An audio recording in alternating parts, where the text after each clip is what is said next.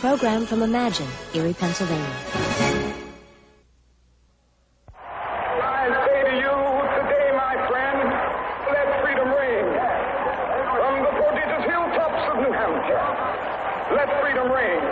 If you take a close look at the poverty figures, the most ironic and I think tragic conclusion that you reach is that we were winning the war on poverty in this country until shortly after Lyndon Johnson declared war on it.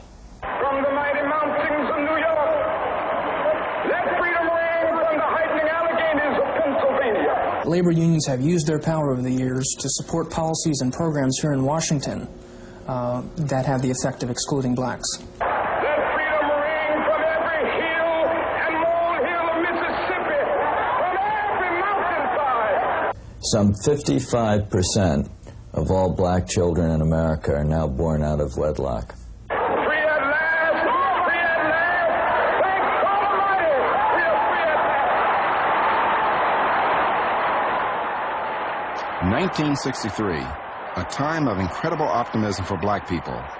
The civil rights movement was about to achieve its greatest triumphs. A great war on poverty had been declared. But something went wrong. They say the road to hell is paved with good intentions. This might be that road. It's covered thick with good intentions.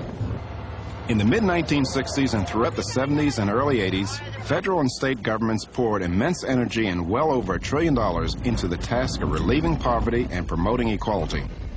The result, a complete failure.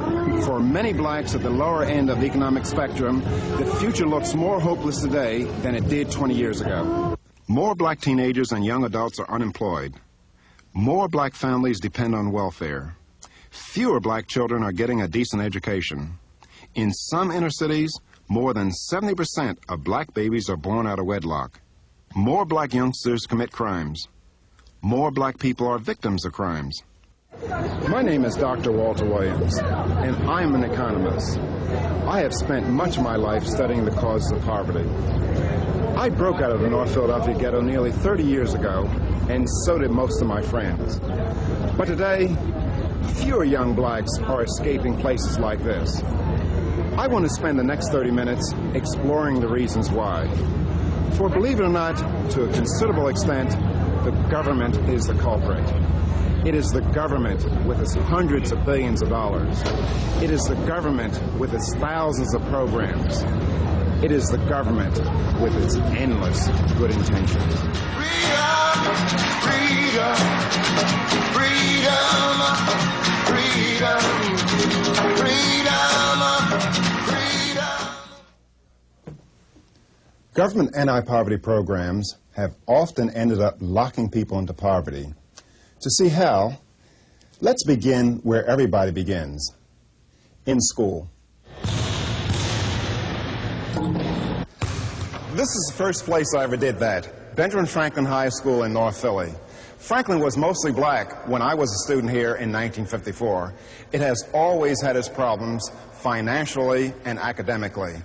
But I got a solid education here, and so did my classmates. Most of my classmates read at or above grade level. They came to school, they did their homework, and they behaved. But as in most schools all over America, things at Franklin got worse in the 60s and 70s. Test scores plummeted.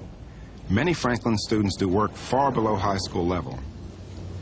More students get diplomas, but those diplomas are worth less.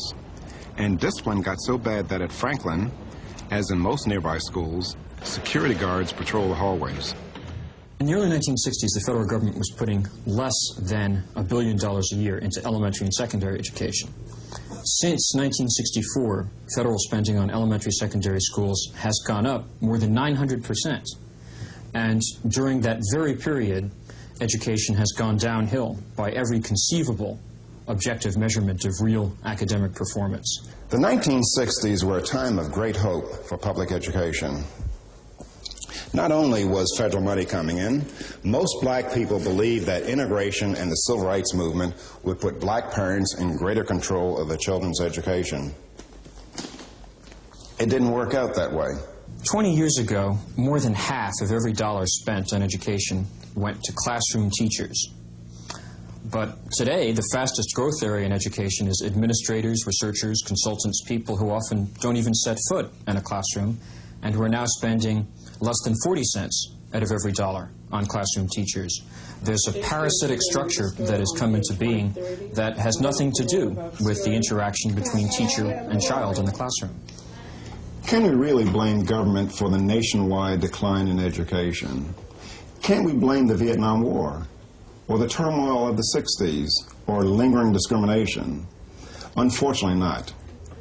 While public schools are falling apart, non-public schools are maintaining their standards. Schools like this one, Ivy Leaf of Philadelphia, just a few miles from Benjamin Franklin. Ivy Leaf spends far less in educating their children, yet 80% of their children score higher than the national norm on standardized reading and math tests.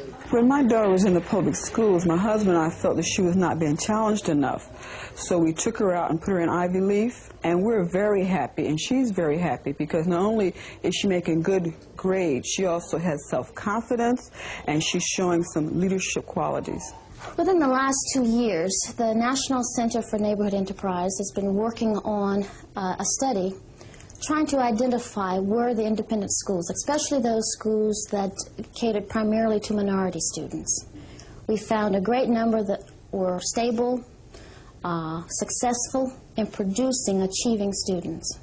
Independent schools are doing a much better job than public schools on the average. Public schools are bad for black people today for the same reasons they were bad 30 years ago under segregation. Black parents did not control the public schools then, and black parents do not control the public schools today. Some people have been fighting to give parents that control. A few years ago here in Washington, D.C., proponents of the tuition tax credit bill worked hard to push forth this initiative, which would simply allow, in the city, poor parents to have freedom of choice for their kids to attend the school of their choice, whether it's a public or non-public school. They simply wanted to make sure that their kids got a quality education. Now, this tuition tax credit scheme is nothing more than a device through which the individual parent would receive a tax credit on their income tax by taking that money allowed by the public education system. Now, it was soundly defeated here in Washington, D.C., simply because the education establishment vehemently opposed it, because they did not want the inner-city parents to have freedom of choice. Many of the politicians who got involved in this fight against tuition tax credits actually have their kids in non-public schools, in exclusive private schools, if you will. And it's an absolute tragedy. Tuition tax credits wouldn't provide a utopia, but they would give poor parents the power to choose a school like Ivy Leaf, rather than see their children condemned to a third-rate public school. As long as they have the best for their kids, they simply don't care about the others. So what happens to kids who leave third-rate public schools for the job market?